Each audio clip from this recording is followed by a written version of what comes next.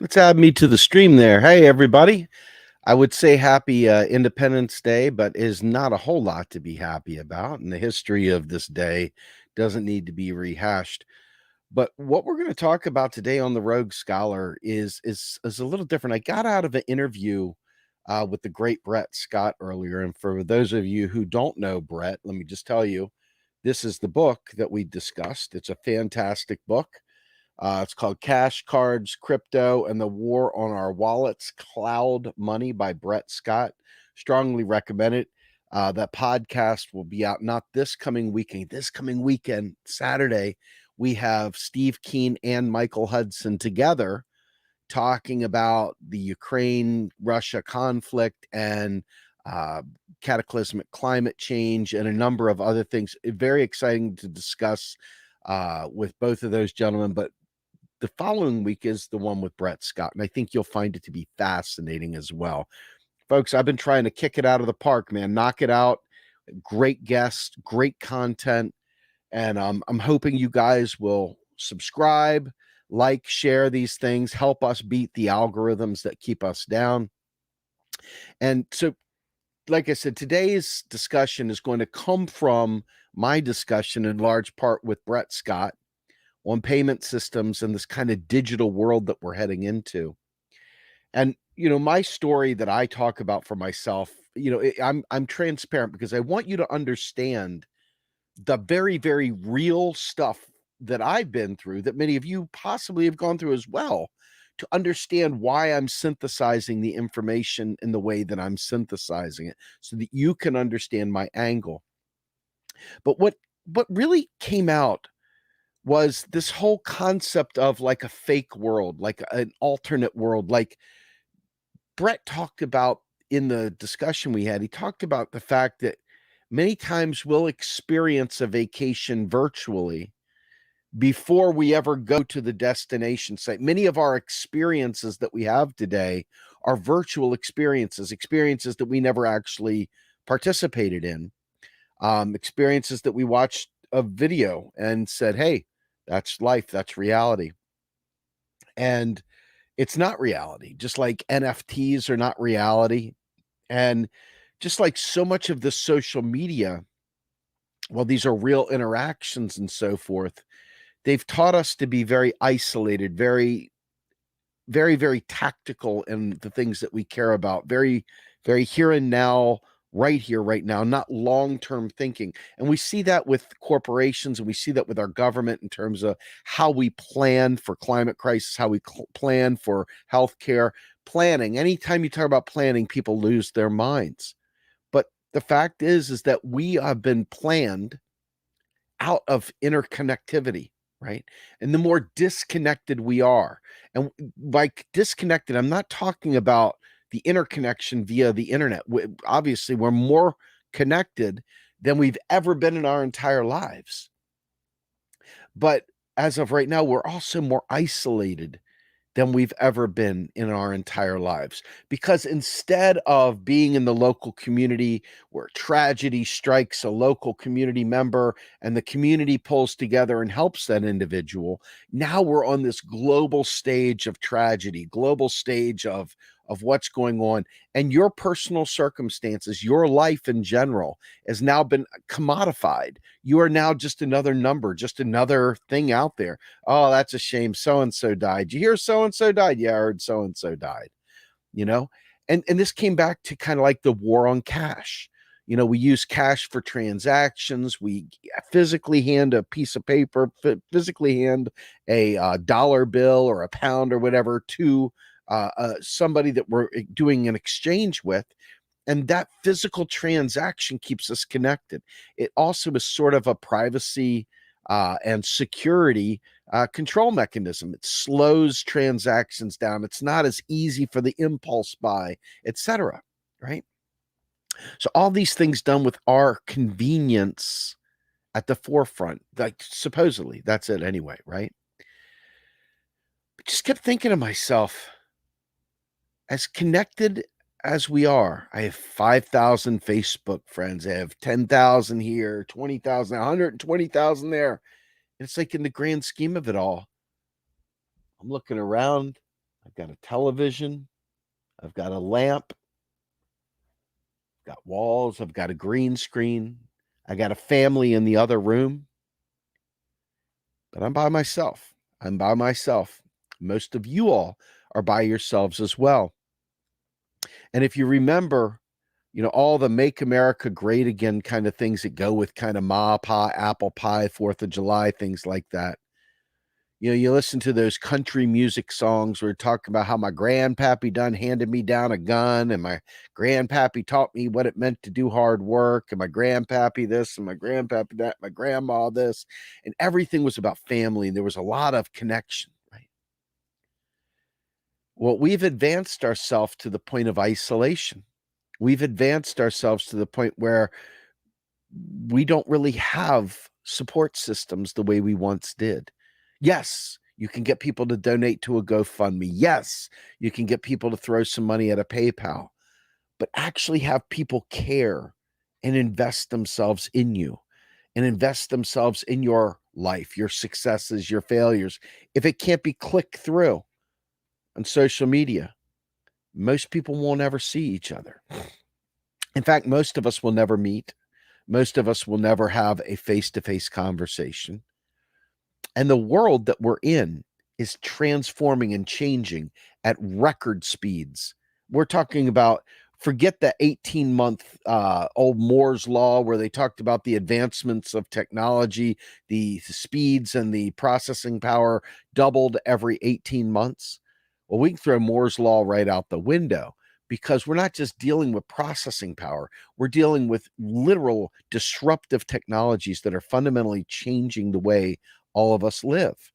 And we're dealing with things that our mom and pa cannot, could not, never could have in any way help prepare us for. Okay.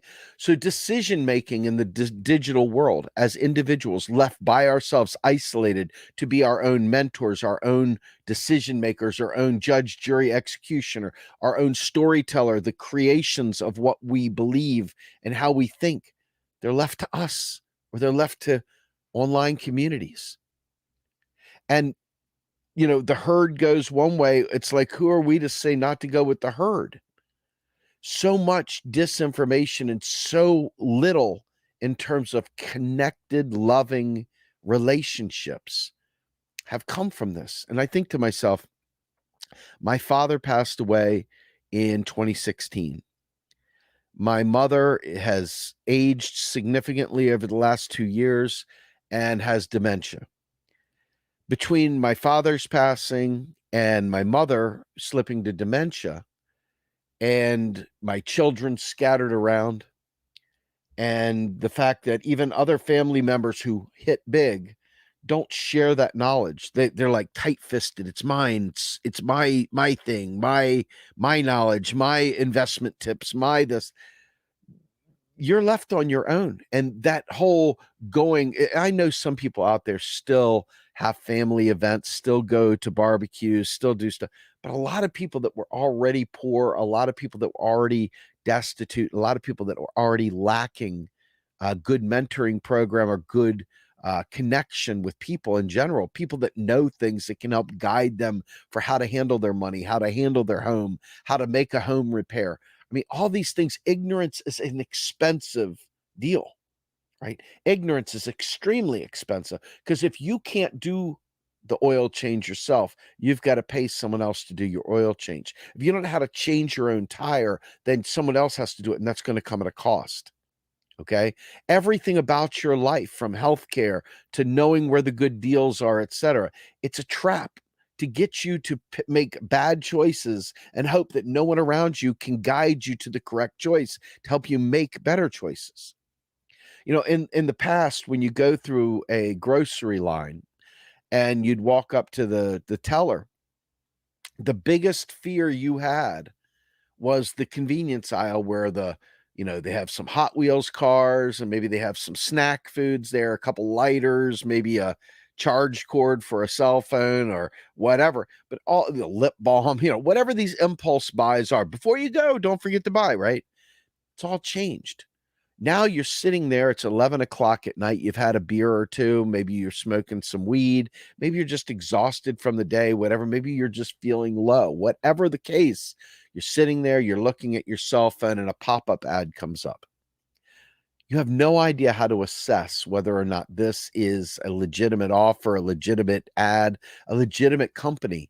And all of a sudden, out of the blue, you hit do this thing, you click the button. All of a sudden, it sets in motion a whole bunch of bad things that you had no idea. In your mind, you were just curious. In your mind, you were just trying to figure out how to get this thing. But now what's happened is your identity has been stolen. Now you've got somebody who's draining your money out, slow transactions here and there. And if you don't keep an eye on your bank account, it's gone.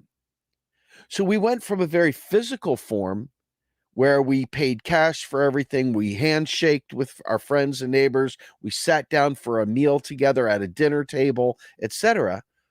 Now what we do is we order pizza online. We have it delivered contactless. We sit back and we never see anyone. We never transact cash anymore. There's none of that. So that feeling of, oh my God, I just spent my last dollar isn't there anymore because you can't see it. It's physically not there. And so just think about this, right?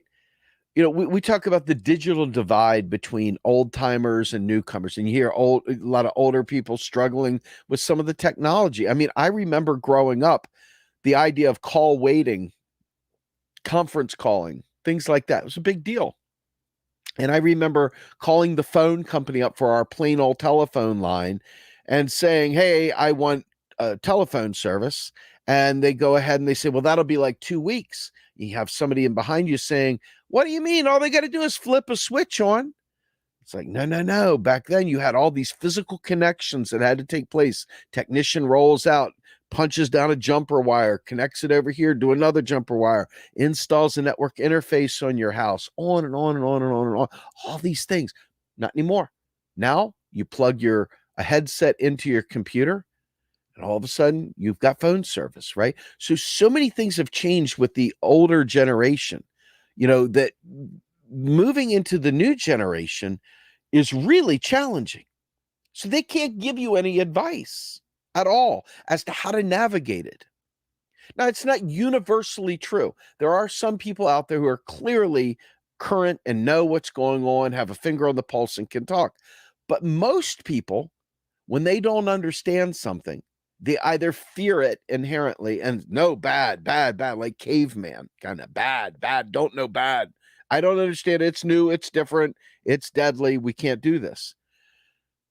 Flip side is that when you have an environment, a regulatory environment that doesn't keep up with the technological changes, when you have all these high speed things that are going on that fundamentally change people's fortunes in an instant, right?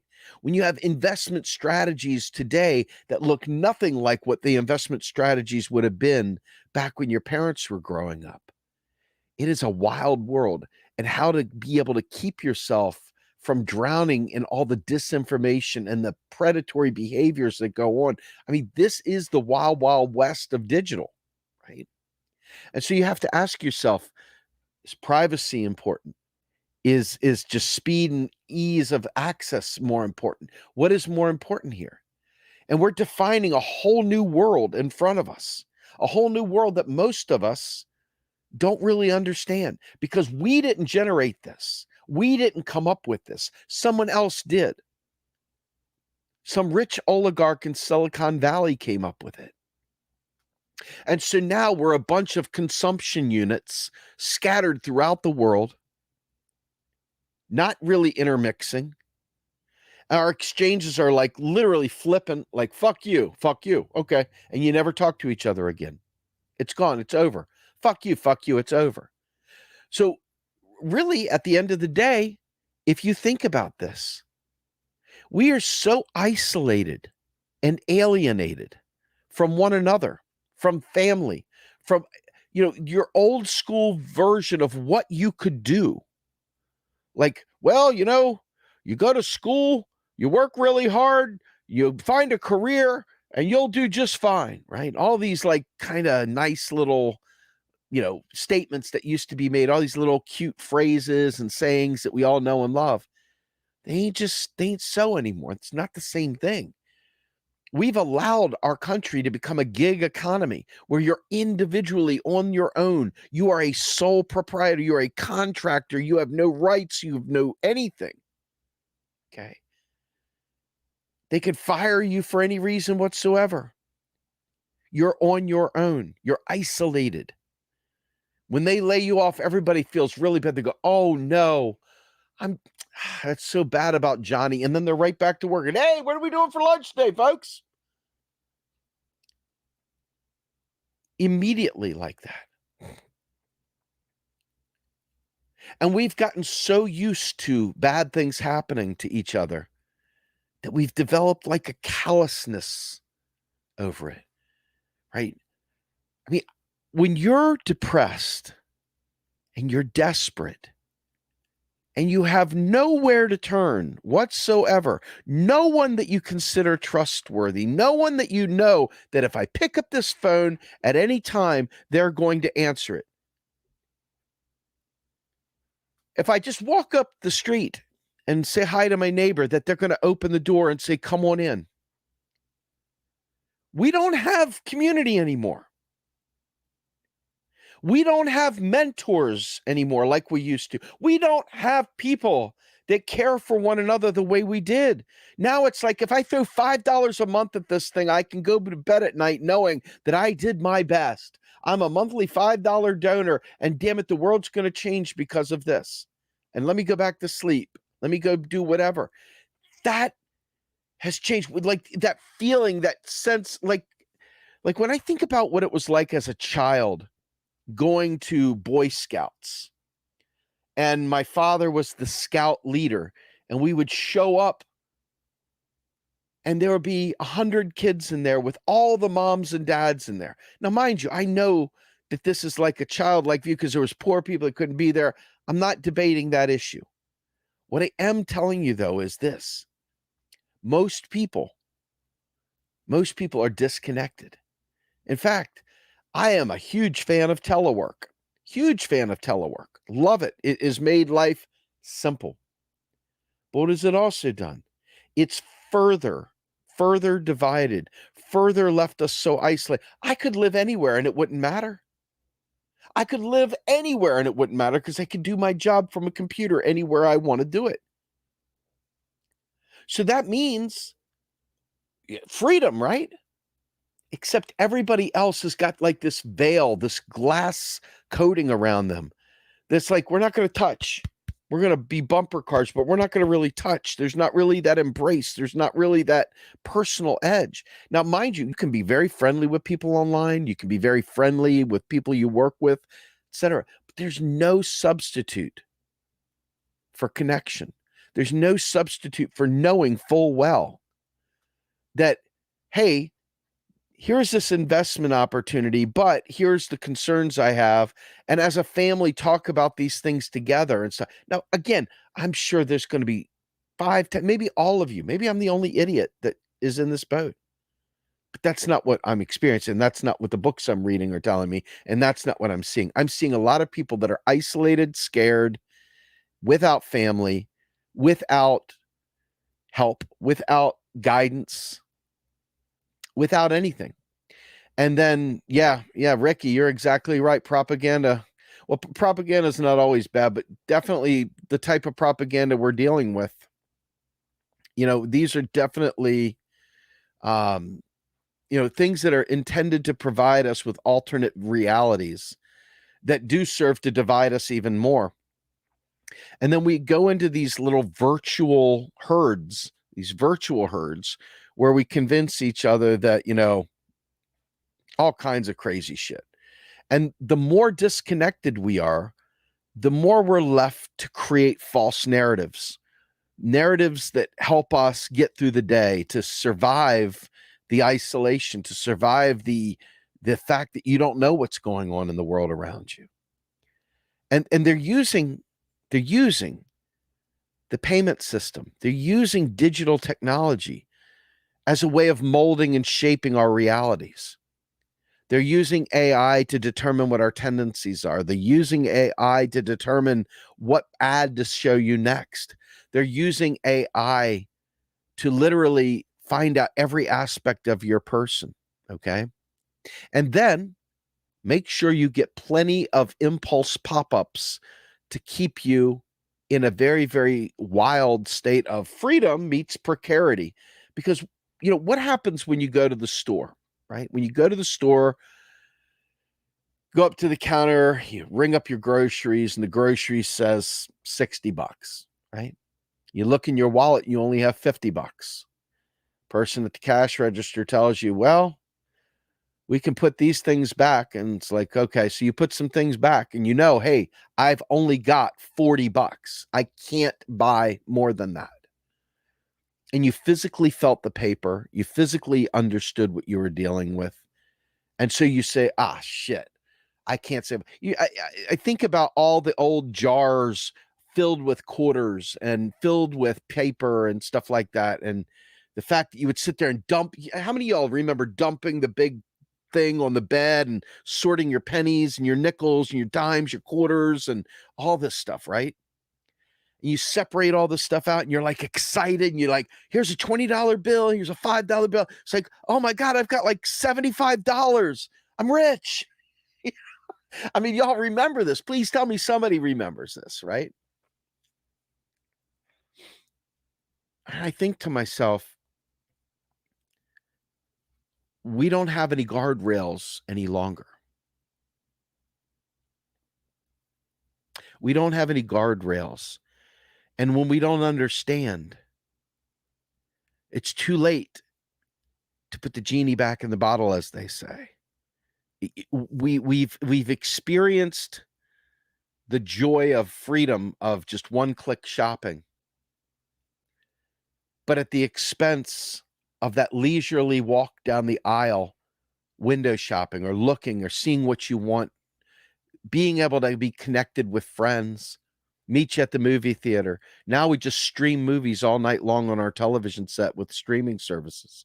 We don't even go to the movie theater anymore. Now, mind you, pandemic had a lot to do with that. And the pandemic had a lot to do with a lot of the things going on between people's ears in their brains and a lot of the false narratives that became part and parcel with what we think we need, what we think the world is, and fighting the battles that we think we have to fight.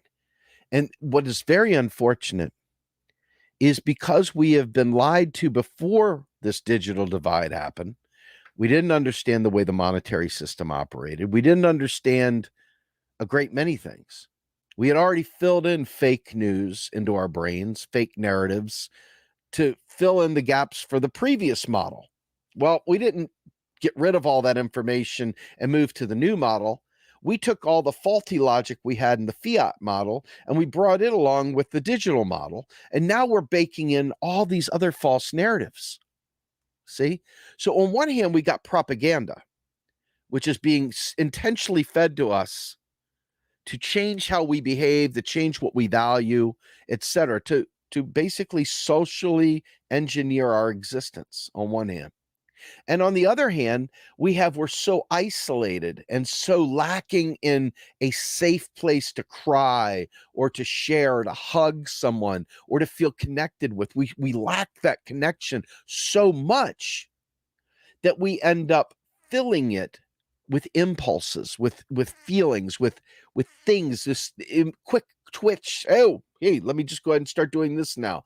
Like we jump around like freaking like a jumping jack.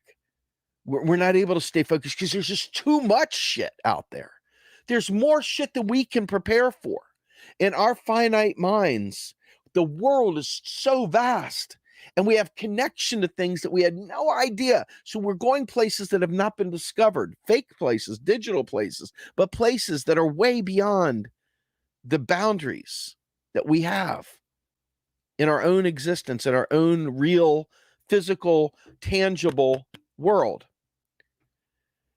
And I just keep thinking to myself, this digital world is being carved out for us right now, whether you realize it or not. There are people very, very serious and very knowledgeable about the system they're creating. And there are people on the privacy side that are like, hey, this is a bad deal. And there's people on the tech side that are like, oh man, this is the best thing ever. You're going to have access to millions of people. And on the other side, it's like, but you're going to lose sight of the 150 you really knew in real life. And so we're left once again isolated, left weak, trying to make decisions about things that even the powers that be that are creating them don't fully understand. But we think we're going to get over and win some big thing. We're in the casino of Bitcoin. We're in the casino of crypto. We are going to take this world by the short hairs and we're going to run game. Okay? We tell ourselves these narratives to push us to seek what we want, what our individual desires are. And we've been convinced that the individual is the single highest, most important thing in the world next to private property. We have been convinced that the pursuit of private property is the single greatest thing. And the absence of community, what else do you have to go on? You've been isolated. And so this libertarian childlike thing starts creeping over many of us subconsciously, even beyond our understanding. Way beyond our understanding. This weird, very, very transactional, short-term thinking kicks in. Now, if you've ever been a part of a sales organization, back in the day when I was growing up in sales, we knew that some of our sales would take 6 to 8 months of working hard to close. So our bosses understood this was a long-term engagement, a long-term relationship we were trying to build. But then something happened. Something insane happened. And they started getting onto this monthly trajectory. So, quote unquote, salespeople stopped thinking about solutions to your problems and started thinking about how do I make enough volumes, high speed volume transactions in this small window to make my number so I don't get fired, so I don't lose my job. And they're rewarded handsomely for this very short term thinking. Planned obsolescence, you name it. All these things baked into the sauce. And so as I think to myself, what does that impact the way business cycles work have on us? Well, we've gone from a 2-hour movie being a great sit down to people living and dying on YouTube, and now shifting from YouTube, where we are right now, over to TikTok for this instantaneous quick thing. Boom. Everything's fleeting. Nothing sticks. Everything's just like a fart in the wind. A momentary ha ha ha from some reel that we watch, 30-second reel. You know, people playing fake out games with video editing, you know, coming up with cool things. You're like, oh, there you go. But that's our existence now.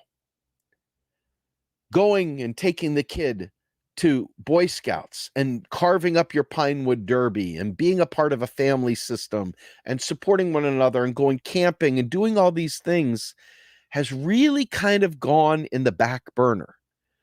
I mean, you've even got politicians now championing cryptocurrency, even though we had the most massive hyperinflation, if you will, ever just occur within that space. Once again, we watched the entire structure of Bitcoin and crypto basically collapse almost overnight. But it doesn't matter because that's what you've got to choose from now. That's what you got to choose from.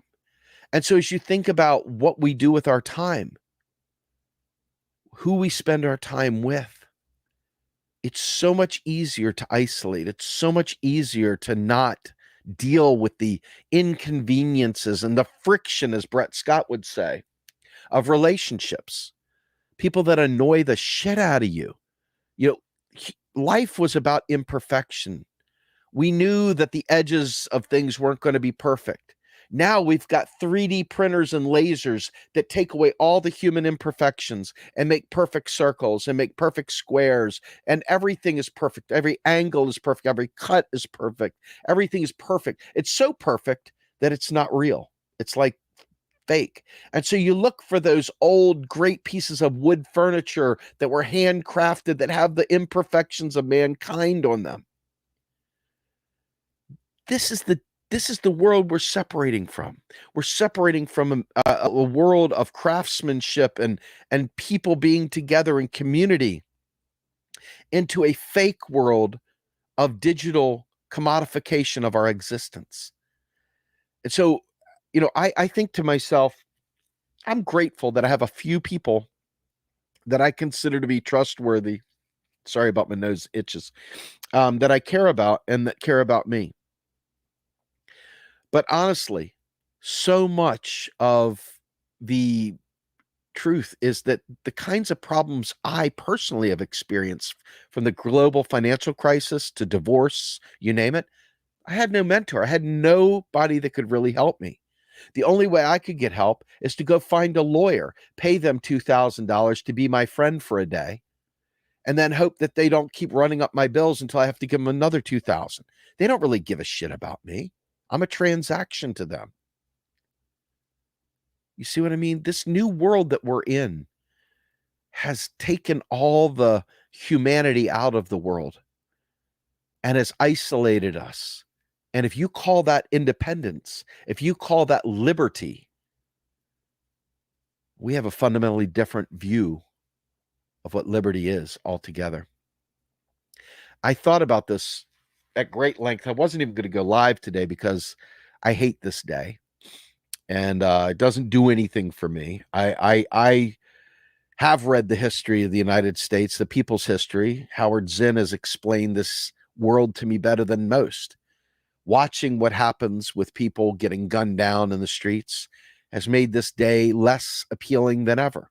Watching us be the bully on the world stage as the king and queen exporter of neoliberalism, the key strategies for making this shitty, isolated world, being a part of that country doesn't make me feel good. This is not a day of celebration for me. Okay. And for people that still find a way to celebrate this stuff, I think you're missing a fundamental point that if we don't make those changes, no one will. If we don't demand those changes, no one will. Okay. And so as we talk about modern monetary theory and the other aspects of economics, we've gone from a pretty traditional straight-laced arrangement. It sucked. It had its own flaws, to this wild, wild west where no one has a blueprint. No one knows what the right way to go is, but everybody's sure that they do. Everyone's sure that they are correct. And I got to tell you, it's strap it on, buyer beware, be prepared, because it's terrifying. And if you're honest with yourself, and you know that even the experts don't know where these things are going, and you yourself in your little teeny world, because your ego may be bigger than your reality, when you realize you don't even know, somebody's steering this ship. You certainly didn't create this autonomous financial sector. It sprung up somehow. Where'd it come from? Who's the one architecting it? Why is it happening now? Why are we just going for the ride? Are we just accepting the inevitability of it all? Have we forsaken human contact? Have we forsaken community? It's something to think about. And to me, on a day called Independence Day, I've never reviled the term independence more than I do today. Personal independence is a jail cell of sorts.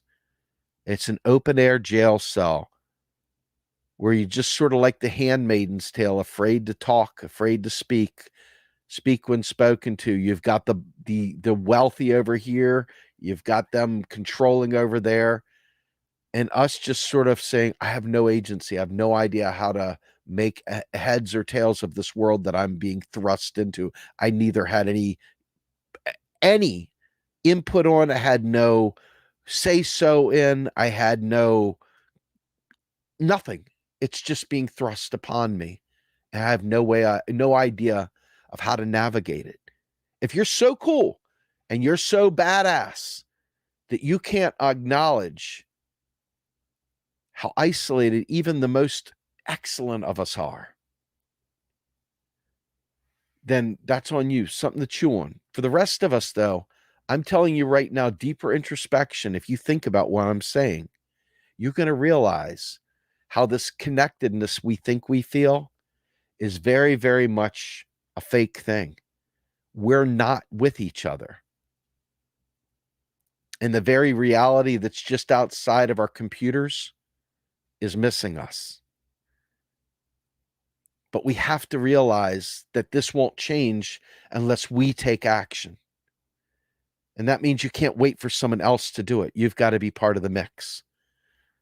So, inside of all this isolation, let me just say on this Independence Day, keep your eyes open for changes that are happening. Find places that can support you, support systems. Let's build them. I mean, as a socialist, I would love to see real, honest to God mutual aid being drummed up, prepared right now.